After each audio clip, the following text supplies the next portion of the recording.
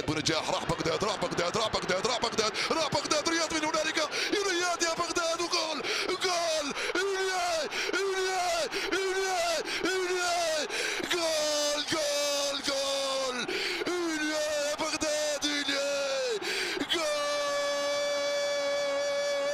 انه جميل فقط لانه رائع. بغداد بصدره الضربه المقصيه، يا متسلل يا بغداد، يا متسلل يا بغداد. هذا جول ما بعده جول لو احتسبه الحكم. كرة من يوسف البلاني يبحث عن بغداد، بغداد التسديد، جول مثل ما حدث في القاهرة. بغداد بونجاح أول من يسجل، والرقصة التي تذكرنا بالمباراة أمام كينيا. يوسف لبغداد وبغداد مع يوسف، يوسف لبغداد وبغداد يرقص مع يوسف. أول أهداف المنتخب الجزائري، كرة واحدة، لمسة واحدة، لعبة واحدة، جول. بغداد كان المسجل في القاهرة، وبعدها أنه مسجل في النهائي. نعم هي وهو في هذه الحالة والوضعية بعد الإصابة، رغم الإصابة حتى التمرير من طيدار فوق راسه كان دقيق مضبوطة، والتمركز تاع بونجاح كذلك كان أحسن بالمسطرة تمام. والهدف الثاني لبونجاح، واحد من تسلل وواحد يحسب. هدف صحيح من بونجاح برأسية في زاوية صعبة على الحارس إبراهيم. ليس هناك وضعية تسلل، بغداد راح دخل، بغداد يواصل، وبغداد وجول. جاء المنقذ من بغداد إلى البليدة وسجل جول. هدف ثاني من بغداد بونجاح، انفرد لأول مرة، انطلق، خرج وجها لوجه مع الحارس وسجل ببراعة أمام حراس المرمى. تفوق بغداد، تفوق بغداد، جول. فعلها بغداد من بغداد يا بونجاح، نعم، خطأ فادح في الدفاع وذكاء كبير عند بغداد، يتمكن من هز الشباك وفتح مجال التسجيل. اللعبة من أروع ما يكون لبغداد بونجاح، يهز الشباك، جاء من بعيد في كرة عالية. كأس العالم نلعب معهم نهائيات كأس أفريقيا 19 و21 وحتى تصفية كأس العالم. بغداد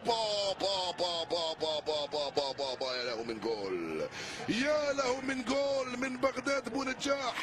الرابع اختم به المهرجان بكيفية رائعة، ويا لها من صورة من زمان لم نشاهدها. كل هذا بفضل جمال بالماضي الذي أعاد اللحمة لهؤلاء اللاعبين الذين كانوا محطمين. صورة من زمان من عهد جوركوف لم نشاهد هكذا صورة بين اللاعبين بعد ما نسجلوا هدف وأي هدف.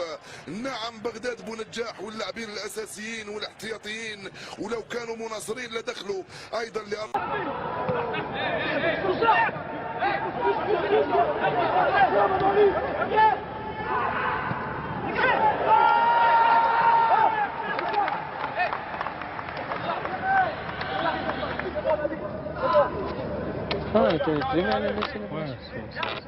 بغداد بونجاح، بغداد فاروق، بغداد جول جول جول جول جول جول جول جول جول.